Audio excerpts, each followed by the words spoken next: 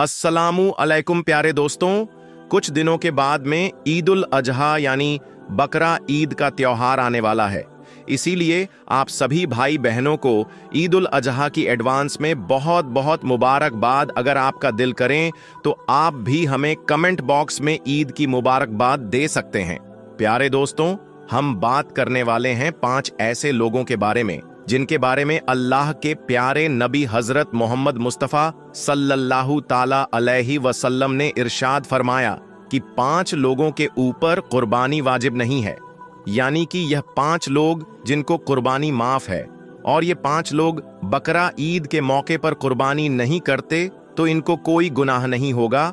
और साथ में हम आपको ऐसे लोगों के बारे में बताने वाले हैं जिन पर कुर्बानी वाजिब होती है, यानी जिनके लिए कुर्बानी करना जरूरी है। अगर यह लोग बकरा ईद के मौके पर कुर्बानी नहीं करते तो वह लोग सख्त गुनहगार होते हैं।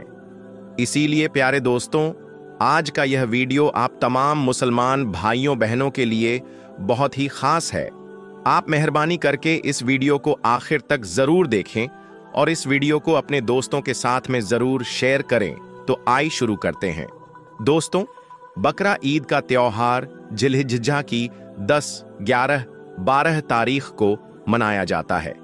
ईद उल फितर के बाद ये इस्लाम का दूसरा सबसे बड़ा त्योहार है। इसको सुन्नते इब्राहिमी या ईद कुर्बान के नाम से भी जाना जाता है। हजरत मोहम्मद मुस्तफ़ा सल्लल्लाहु ताला अलैहि वसल्लम ने फरमाया, बकरा ईद पर कुर्बानी करना हर उस मुसलमान मर्द और औरत पर वाजिब है। बकरा ईद के दिन कुर्बानी करना जरूरी होता है, और अगर यह लोग कुर्बानी ना करें, यानी जिन लोगों पर कुर्बानी वाजिब है, अगर वह कुर्बानी नहीं करते तो वो सख्त गुनहगार होंगे। ऐसे लोगों के बारे में आप सल्लल्लाहु ताला अलैहि वसल्लम ने फरमाया, जो शख्स कुर्बानी करने की हैसियत रखता है और फिर भी वो कुर्बानी नहीं करता, तो उसको चाहिए कि वह हमारी ईदगाह के करीब भी ना आए। यानी ऐसे शख्स के लिए आप सल्लल्लाहु ताला अलैहि वसल्लम ने इतनी नाराजगी जाहिर की है। लेकिन इसके साथ ही अल्लाह के प्यारे नबी ने यह भी फरमाया कि इन लोगों के अलावा 5 लोग ऐसे हैं जिन पर कुर्बानी करना वाजिब नहीं है। चाहे 5 लोग कितने ही मालदार क्यों ना हो, चाहे वो कितने ही पैसे वाले क्यों ना हो, इन लोगों को बकरा ईद के मौके पर कुर्बानी करना माफ है। अगर ये 5 लोग बकरा ईद के मौके पर कुर्बानी नहीं करते तो इन पर कोई गुनाह नहीं होगा। नंबर 1, जो शख्स सफर में हो। प्यारे दोस्तों, अल्लाह के प्यारे नबी हुजूर सल्लल्लाहु ताला अलैहि वसल्लम ने इरशाद फरमाया, सबसे पहले शख्स वो है जो सफर में हो, यानी कि जो शख्स अपने घर से, अपने वतन से किलोमीटर दूर चला जाता हो, यानी वह दूर चला गया हो। ऐसे शख्स पर कुर्बानी वाजिब नहीं है। मतलब कि जो लोग सफर की हालात में हो, ऐसे लोगों को कुर्बानी माफ है। चाहे फिर ऐसे लोग कितने ही मालदार क्यों ना हो, चाहे ऐसे लोगों के पास में कितनी ही दौलत क्यों ना हो। मगर इसमें भी एक मसला है। अगर कोई शख्स अपने घर से 12 किलोमीटर दूर चला गया हो और उसे अगर वहां पर 15 दिन से कम रुकना है तो उस पर कुर्बानी वाजिब नहीं होगी। लेकिन अगर उसे वहां 15 दिन से ज्यादा रुकना है, यानी उसको वहां पर स्टे करना है, तो फिर उस पर कुर्बानी वाजिब हो जाएगी। इसीलिए फिर उसको चाहिए कि वह वहां पर अपने नाम की कुर्बानी करें, या फिर अपने घर वालों को बोल दे कि वो उसके नाम से घर पर कुर्बानी करवा दे। नंबर 2, काफिर पर।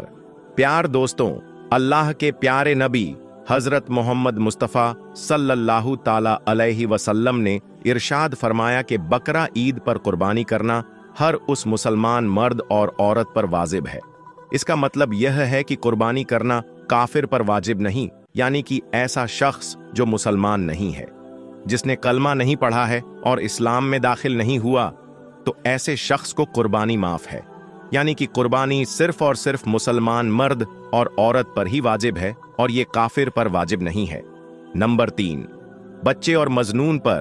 प्यारे दोस्तों, अल्लाह के प्यारे नबी सल्लल्लाहु ताला अलैहि वसल्लम ने इरशाद फरमाया कि बकरा ईद पर कुर्बानी करना बच्चों पर और मजनून पर, यानी कि पागलों पर वाजिब नहीं है।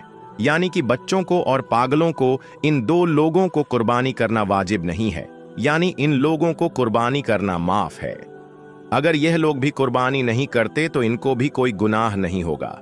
हम किसी के गुलाम हैं, किसी की गुलामी कर रहे हैं, तो ऐसे लोगों को भी कुर्बानी करना माफ है। अगर यह लोग भी कुर्बानी नहीं करते हैं तो इनको भी कोई गुनाह नहीं होगा अगर ये लोग ईद पर जानवर लाकर इसकी कुर्बानी कर देते हैं, तो ऐसे लोगों को अल्लाह ताला खूब अज्र देगा। नंबर 5, जो साहिब निसाब ना हो। प्यारे दोस्तों, हजरत मोहम्मद मुस्तफ़ा सल्लल्लाहु ताला अलैहि वसल्लम ने इरशाद फरमाया कि ऐसे लोगों को भी बकरा ईद पर कुर्बानी माफ है, यानी कि ऐसे लोगों पर भी कुर्बानी वाजिब नहीं जो साहिब निसाब ना हो, यानी जिसके पास में 7.5 तोला सोना या 12.5 तोला चांदी ना हो, या इसके पास में इतने सोना और चांदी की कीमत की रकम मौजूद ना हो। ऐसे लोगों पर भी कुर्बानी वाजिब नहीं है। इसका मतलब यह है कि जिसके पास में रहने का मकान, खाने पीने का सामान, इस्तेमाल के कपड़े, रोजाना इस्तेमाल की जाने वाली दूसरी चीजों के अलावा 7.5 तोला सोना और 52.5 तोला चांदी की कीमत की रकम उसके पास ना हो, तो ऐसे लोगों को कुर्बानी माफ है। दोस्तों, कुर्बानी सिर्फ इस शख्स पर वाजिब है जो साहिब निसाब हो। ऐसे लोगों को हर साल बकरा ईद के मौके पर कुर्बानी करना जरूरी होता है। ऐसे लोग अगर कुर्बानी नहीं करते तो वो लोग सख्त गुनहगार होते हैं। हदीसों में आया है, रसूल अल्लाह सल्लल्लाहु ताला अलैहि वसल्लम ने इरशाद फरमाया, अल्लाह तबारक व ताला को कुर्बानी के दिन कुर्बानी करना बेहद ही महबूब और पसंद है। बकरीद की फजीलत में सबसे बड़ी फजीलत यही है कि जो शख्स अल्लाह की रजा और नेक नियत से कुर्बानी करता है तो सवाब उसे दुनिया और आखिरत दोनों में मिलता है और उसके तमाम गुनाह माफ हो जाते हैं। आपको बता दें, कुर्बानी करने से सगीरा गुनाह माफ होते हैं। कबीर यानी बड़े गुनाह सिर्फ तौबा से ही माफ होते हैं। इस दिन कुर्बानी करना अल्लाह को पसंद है। कुर्बानी करने का सवाब यह है कि जानवर का खून जमीन पर गिरने से पहले उसके तमाम गुनाह माफ हो जाते हैं। रसूल अल्लाह सल्लल्लाहु ताला अलैहि वसल्लम ने फरमाया, अल्लाह की रजा के लिए कुर्बानी करने वाले लोगों को कुर्बानी के जानवर के हर एक बाल पर एक नेकी अता करेगा। प्यारे दोस्तों, बकरा ईद जिलहिज्जा मुबारक महीने में मनाई जाती है और यह महीना अल्लाह को आम महीनों से ज्यादा महबूब है और बकरा ईद इसी महीने की 10वीं तारीख को मनाई जाती है, जिस दिन कुर्बानी की जाती है, और अल्लाह को यह दिन आम दिनों के मुकाबले ज्यादा अफजल और पसंद है।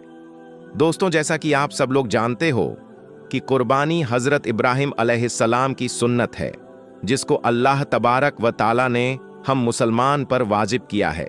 इसीलिए हर साल बकरा ईद के मौके पर हर मुसलमान कुर्बानी करता है। लेकिन जैसे ही बकरा ईद यानी ईद उल अजहा का त्योहार करीब आता है तो हर साल सरकार अपनी गाइडलाइन जारी करती है। प्यारे दोस्तों, मुसलमान यह जरूर देखें कि सरकार की गाइडलाइन क्या है। तो सरकार बकरा ईद के ऊपर भी गाइडलाइन जारी करती है, तो उन सारी गाइडलाइन को अपने सामने रखते हुए, उनका पालन पूरा करते हुए ही ईद को मनाया जाए, कुर्बानी की जाए। याद रखें दोस्तों, कुर्बानी सिर्फ और सिर्फ अल्लाह की रजा के लिए की जाती है, किसी दिखावे के लिए नहीं की जाती। इसीलिए दोस्तों, आपसे दिल से गुजारिश है कि आप किसी भी जानवर की फोटो सोशल मीडिया पर अपलोड करके कुर्बानी के जानवर के बेहुरमती ना करें। कुर्बानी सिर्फ अल्लाह की रजा के लिए है। प्यारे दोस्तों, हम उम्मीद करते हैं कि आपको आज की ये वीडियो पसंद आई होगी। इस वीडियो को आप बकरा ईद से पहले पहले जरूर अपने दोस्तों, रिश्तेदारों में शेयर करें। दोस्तों, आज हम आप लोगों को एक ऐसी अनहोनी वाकया सुनाने जा रहे हैं कि यह बात सुनकर आप दंग रह जाएंगे कि इस गाय में ऐसा क्या निकला कि इस गाय की कीमत अरबों रुपयों में हो गई, और आप सोचने पर मजबूर हो जाएंगे कि दुनिया में भी ऐसे करिश्मे हो सकते हैं। यह पूरा वाकया आपको बताएंगे, लेकिन वीडियो शुरू करने से पहले हमारे जितने भी भाई बहन इस वीडियो को देख रहे हैं, उनसे गुजारिश है कि अगर आप आकाए दो जहां सरवरे कायनात हजरत मोहम्मद सल्लल्लाहु अलैहि वसल्लम से सच्ची मोहब्बत करते हैं और अल्लाह के कुदरत पर यकीन रखते हैं, तो इस वीडियो को एक लाइक करके हमारे चैनल को सब्सक्राइब जरूर कर लीजिएगा। मेरे दोस्तों, आज हम आपको जिस गाय के बारे में बताने जा रहे हैं, यह गाय लाखों रुपयों की नहीं, करोड़ों रुपयों की भी नहीं, बल्कि यह अरबों रुपयों की गाय है। दोस्तों, यह सुनकर तो आप हैरान हो गए होंगे और आपने सोचा होगा कि गाय की कीमत आखिर इतनी ज्यादा कैसे हो सकती है। गाय कोई हीरा या सोना तो नहीं है जो उसकी इतनी ज्यादा कीमत होगी। लेकिन दोस्तों, यह हकीकत है। दोस्तों, गाय के अंदर ऐसी क्या चीज निकली कि उसकी कीमत अरबों रुपयों में हो गई। ये जानने के लिए हमारे इस वीडियो को आखिर तक जरूर देखिएगा और बस इस वीडियो को लाइक जरूर कर दें। दोस्तों, ये वाकया कुछ इस तरह से है कि बनी इज़राइल में एक बहुत ही नेक औरत और एक अच्छा इंसान रहता था और उनका एक बेटा था जो बिल्कुल छोटा था और उनके पास सिर्फ एक गाय का बछड़ा था जो उन बुजुर्ग ने मरने से पहले उस बछिया को जंगल में ले जाकर, यानी उस गाय के बच्चे को जंगल में ले जाकर एक झाड़ी के पास यह कहकर छोड़ दिया था कि अय अल्लाह, मैं इस बच्चे को उस वक्त तक तेरी अमानत में देता हूं कि जब तक यह बच्चा बड़ा ना हो जाए।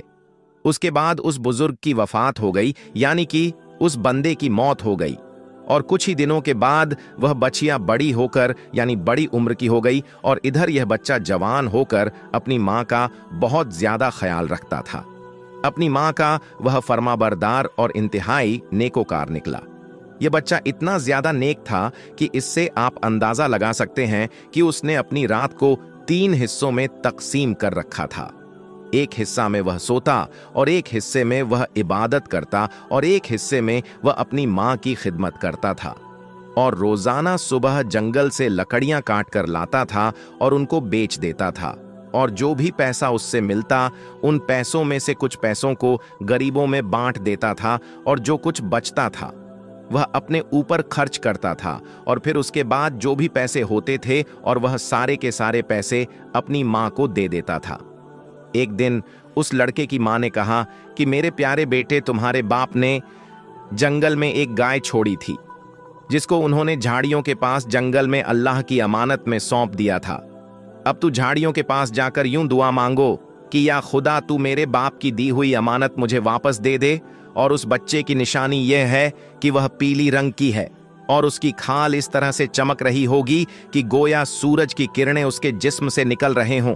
यह सुनकर लड़का जंगल में उस झाड़ी के पास चला गया और दुआ मांगी तो फौरन ही वह गाय दौड़ती हुई जाकर उसके पास खड़ी हो गई और यह उसको पकड़कर घर आया तो उसकी माँ ने कहा कि बेटा, इस गाय को ले जाकर 3 दीनार में बेच डालो, लेकिन किसी ग्राहक को बगैर मेरे मशवरे के मत देना। यानी कि जब किसी आदमी को इस गाय को बेचना होगा तो उस आदमी के बारे में मुझे बता देना कि मैं इस आदमी के पास इस गाय को बेच रहा हूं। उन दिनों बाजार में गाय की कीमत 3 दीनार ही थी।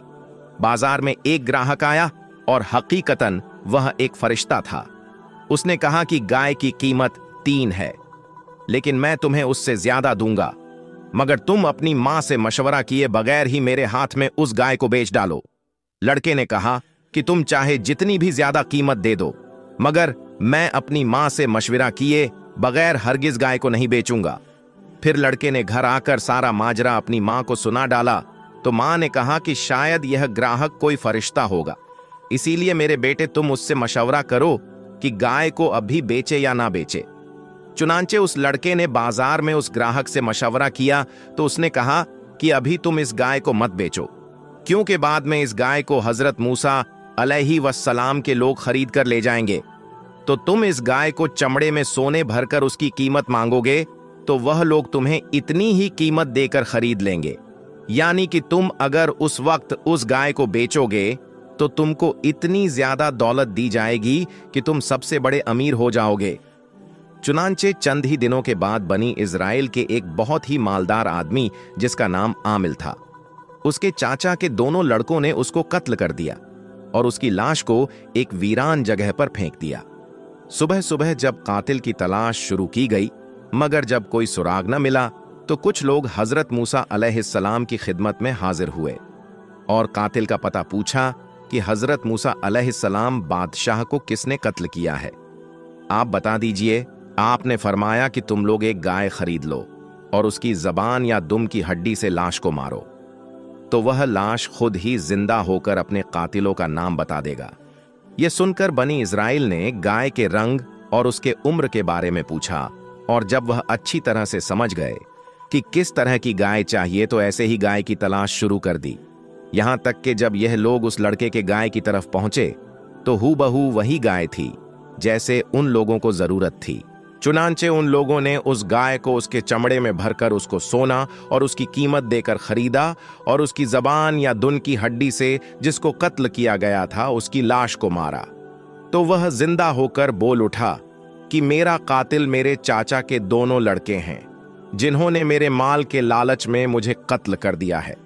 चुनांचे उन दोनों कातिलों को कत्ल कर दिया गया और उनको यही सजा दी गई और वह नेक लड़के का यानी जिसके पास वह गाय थी वह अपनी बोरी में सोना भरकर अपने घर ले गया और अपनी मां के सामने पेश कर दिया और वह लड़का अपने इलाके में सबसे ज्यादा मालदार आदमी हो गया, सबसे ज्यादा उसके पास दौलत हो गई।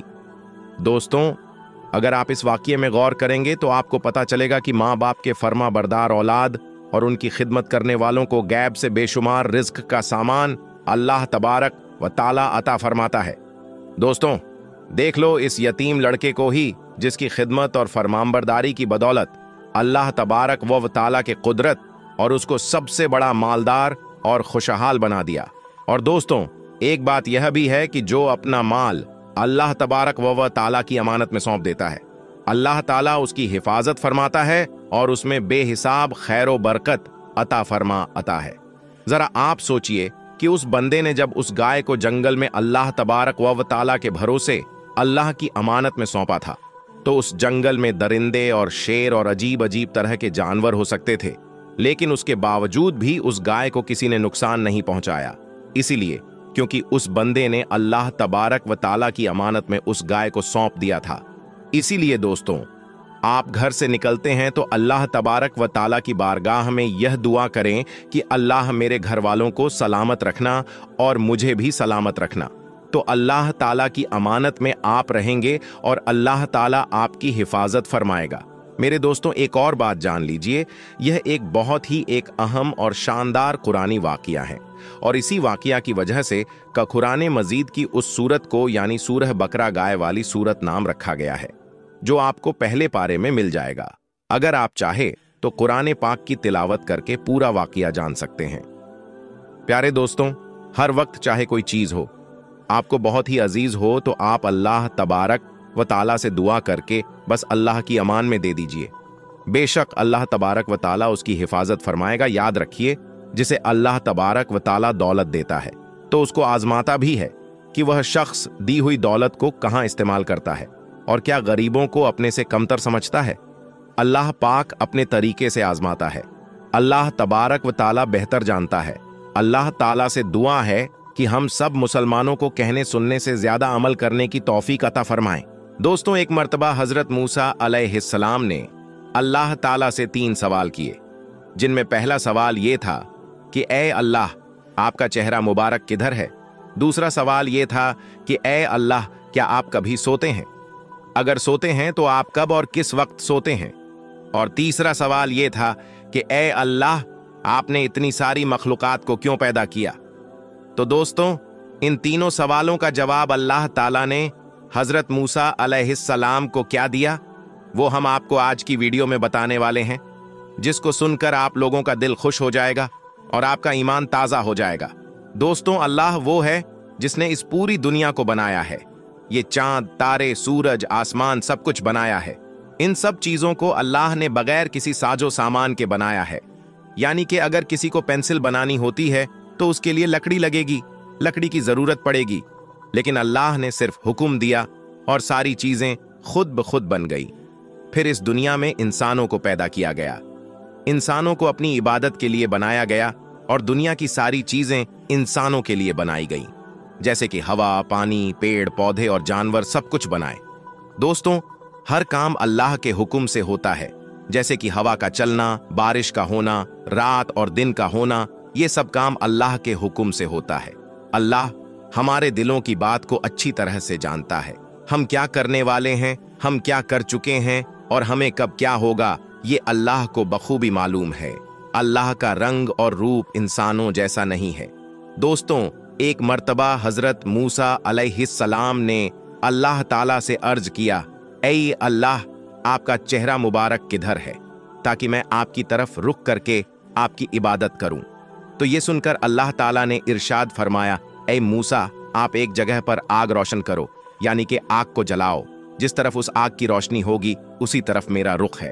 तो दोस्तों, उसके बाद हजरत मूसा अलैहिस्सलाम ने आग को एक जगह पर रोशन किया, यानी कि आग जलाई, और देखा कि उस आग की रोशनी तो चारों तरफ है, यानी कि उसका उजाला तो हर तरफ है। तो हजरत मूसा अलैहिस्सलाम ने अल्लाह से अर्ज किया, या अल्लाह, इसका उजाला तो हर तरफ है। तब अल्लाह ताला ने इरशाद फरमाया, ए मूसा, जिस तरह से इस आग की रोशनी हर तरफ है, जिस तरह से इसका उजाला चारों तरफ है, उसी तरह से मैं भी हर तरफ हूं, मेरी रोशनी भी चारों तरफ है। दोस्तों, उसके बाद हजरत मूसा अलैहिस्सलाम ने अपना दूसरा सवाल अल्लाह ताला से किया और अर्ज करने लगे, ए अल्लाह, क्या आप कभी सोते हैं? अगर सोते हैं तो आप कब और किस वक्त सोते हैं? तो इस पर अल्लाह ताला ने इरशाद फरमाया, ए मूसा, आप एक प्याले में पानी भरकर लाओ और उसके बाद मेरी तरफ मुतवज्जा हो जाइए। उसके बाद हजरत मूसा अलैहिस्सलाम ने वैसा ही किया और एक प्याले में पानी भरकर लाए और अल्लाह की तरफ रुजू हो गए। दोस्तों, थोड़ी देर के बाद अल्लाह की कुदरत से हजरत मूसा अलैहिस्सलाम के हाथ से वो पानी का भरा हुआ प्याला गिर गया। तो ये देखकर हजरत मूसा अलैहिस्सलाम बहुत घबरा गए। ये देखकर अल्लाह ताला ने इरशाद फरमाया, ऐ मूसा, जिस तरह से थोड़ी ही देर में आपके हाथ से ये प्याला गिर गया है, अगर मैं थोड़ा भी इस दुनिया की तरफ से अपना रुख बदल लूं, यानी कि अपना ध्यान हटा लूं, तो जिस तरह से तुम्हारे हाथ से ये प्याला गिरा है, उसी तरह से ये तमाम दुनिया तहस नहस हो जाएगी। दोस्तों, उसके बाद हजरत मूसा अलैहिस्सलाम ने अल्लाह ताला से अपना तीसरा सवाल किया और अर्ज करने लगे, ए अल्लाह, आपने इतनी सारी मखलूक को क्यों पैदा किया, हालांकि इस मखलूक से आपको कुछ भी फायदा नहीं है? तो ये सुनकर अल्लाह ताला ने इरशाद फरमाया, ए मूसा, मैंने इतनी सारी मखलूक को इसलिए पैदा किया ताकि ये मखलूक मेरी इबादत करें, मुझसे मगफिरत की मांग करें, जायज़ ख्वाहिशात के लिए मुझसे दुआएं करें और मैं उनकी दुआओं को कबूल करूं। दोस्तों, याद रखें, अल्लाह एक नूर है, वो हमेशा से है और हमेशा रहेगा। अल्लाह किसी से पैदा नहीं हुआ है, यानी कि वो किसी की औलाद नहीं है, वो खुद से है और ना ही अल्लाह ताला की कोई औलाद है, क्योंकि ये चीजें तो उसने सिर्फ इंसानों और जानवरों के लिए बनाया है ताकि उसकी दुनिया चलती रहे। दोस्तों, अल्लाह को कभी भूख नहीं लगती है, नींद नहीं आती है, वो कभी थकता नहीं है, वो कभी बेजार नहीं होता, क्योंकि ये सब बातें उसने इंसानों के लिए बनाई है। इसीलिए ये सारी बातें इंसानों में ही होती हैं। जो सो जाए, जो थक जाए और जिसको भूख लग जाए और जिसकी बीवी हो, जिसकी औलादें हों, वो अल्लाह नहीं हो सकता। दोस्तों, अल्लाह बहुत रहम वाला है, बहुत माफ करने वाला है, जिसकी जितनी तारीफ की जाए वो कम है। अल्लाह ताला कुरान में इंसानों को चैलेंज करता है कि दुनिया के सारे पेड़ पौधों को कलम बना लो और सारे समंदरों को सिहाई बना लो और दुनिया के सारे इंसान मिल जाओ और मेरी तारीफ लिखना चाहो तो लिखते जाओ, लेकिन मेरी तारीफ पूरी नहीं हो पाएगी। तुम्हारी स्याही खत्म हो जाएगी, लिखने वाले इंसान खत्म हो जाएंगे, लेकिन मेरी तारीफ पूरी नहीं हो पाएगी। दोस्तों, अल्लाह ताला कहता है कि मैं क्या हूं, कैसा हूं, इसके बारे में दिमाग मत लगाया करो, क्योंकि तुम सोच ही नहीं सकते हो, क्योंकि तुम सिर्फ उतना ही सोच सकते हो जितनी मैंने तुमको समझ दी है, उसके आगे तुम नहीं सोच सकते हो। अगर मुझको समझना चाहते हो तो मेरी बनाई हुई चीजें देखा करो, जैसे कि एक मक्खी को देखो जिसको मैंने बनाया है, उसके पंखों को यानी कि उसके परों को देखो कि उसको मैंने किस तरह से बनाया है। अगर तुम सारे इंसान मिलकर भी एक मक्खी के पर यानी कि पंख जैसे होते हैं, वैसे के वैसे बनाना चाहो तो तुम दूसरा पर नहीं बना सकते हो।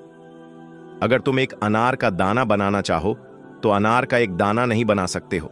आसमान, सूरज, चांद और सितारों को देखो जिसको मैंने बनाया है, और तुम मेरी कौन कौन सी नियामतों को झुठलाओगे।